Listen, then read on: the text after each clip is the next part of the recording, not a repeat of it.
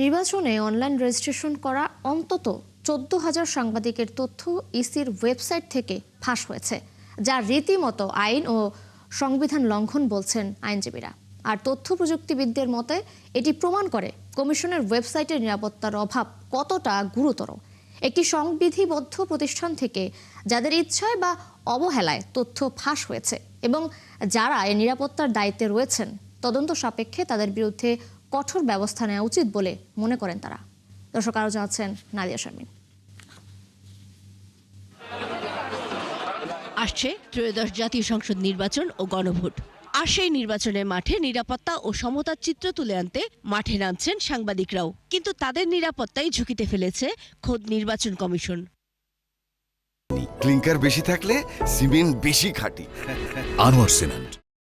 নির্বাচনে দায়িত্ব পালনের জন্য ওয়েবসাইটে বাধ্যতামূলক নিবন্ধন করাতে গিয়ে অন্তত ১৪,০০০ সাংবাদিকের ব্যক্তিগত তথ্য প্রকাশ করে দিয়েছে তারা। শনিবার বিকেলে ২ ঘন্টা ধরে তাদের ছবি, স্বাক্ষর, ঠিকানা, মোবাইল নম্বর, জাতীয় পরিচয়পত্র থেকে শুরু করে গণমাধ্যম সংশ্লিষ্ট তথ্য নিজেদের ওয়েবসাইটে উন্মুক্ত রাখে ইসি। এরপর সন্ধ্যার দিকে ওয়েবসাইটটিতে আর ঢোকা যায়নি।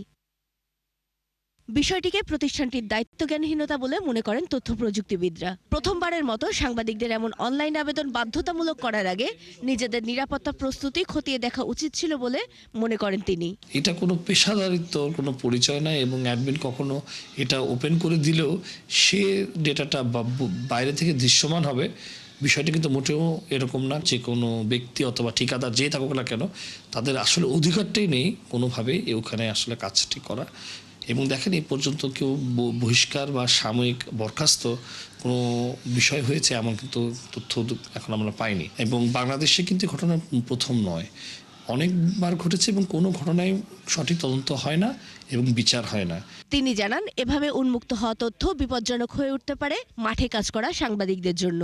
এই ডেটাগুলো এখন ডার্ক ওয়েবে চলে গিয়েছে। তাদের নামে ভিসা জালিয়াতি করে, পাসপোর্ট করে, একাডেমিক সার্টিফিকেট থেকে শুরু করে তাদের কোনো ক্ষতি করতে চায়, খুব সহজেই এই প্রাথমিক তথ্যগুলো দিয়েই যে কেউ কিন্তু এটা এক্সপ্লয়েট করতে পারবে। আইনজীবীরা বলছেন এটি সরাসরি সংবিধানের লঙ্ঘন। ব্যক্তিগত তথ্য, সেটার গোপনীয়তা সুরক্ষার ব্যবস্থা আমাদের সংবিধানই দেয় ৪৩ ধারায়। তবে সাম্প্রতিক নানা আইন সংশোধন ও বাতিলের কারণে এর বিরুদ্ধে আইনি ব্যবস্থা নেওয়া কঠিন। ব্যক্তিগত উপাত্ত সুরক্ষা আইন এই মুহূর্তে কার্যকরী না আছে। সাইবার সুরক্ষা আইনের তেমন কোনো ব্যবস্থা নাই। মানে ওই দুইটা আইনের মধ্যে আমরা তেমন কোনো প্রতিকার হয়তো খুঁজে পাবো না। কিন্তু নির্বাচন কমিশনের দায়িত্ব ও সরকারি তথ্যের গোপনীয়তা বিবেচনায় এর সাথে জড়িতদের জবাবদিহিতার আওতায় আনা জরুরি বলেও মনে করেন তিনি। মানে বেশ ভয়াবহ একটা ব্যাপার এবং অনেক ঝুঁকিও এসে যাচ্ছে। নাদিয়া শারমিন, ৭১, ঢাকা।